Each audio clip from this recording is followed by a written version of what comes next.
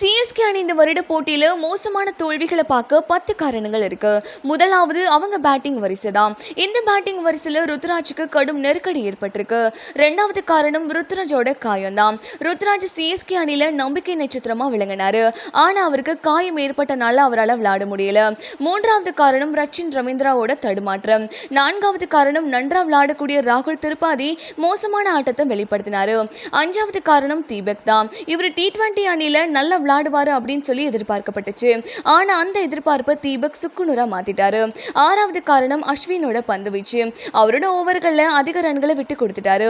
ஏழாவது காரணம் பதிரானா தான். இவருக்கு அடிக்கடி காயம் ஏற்பட்டனால் இவரால் சரியா விளையாட முடியல. எட்டாவது காரணம் ஜடேஜாவும் சிவம் துபேவும்.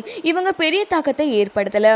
ஒன்பதாவது காரணம் தோனி கால காயம் ஏற்பட்டு இருந்தனால இவரால் ஒழுங்கா பெர்ஃபார்மன்ஸ் பண்ண முடியல. பத்தாவது காரணம் பில்டிங் தான். சிஎஸ்கே அணி இந்த தொடர்ல கேட்சுகளை பெரிய அளவில் தவறவிட்டாங்க.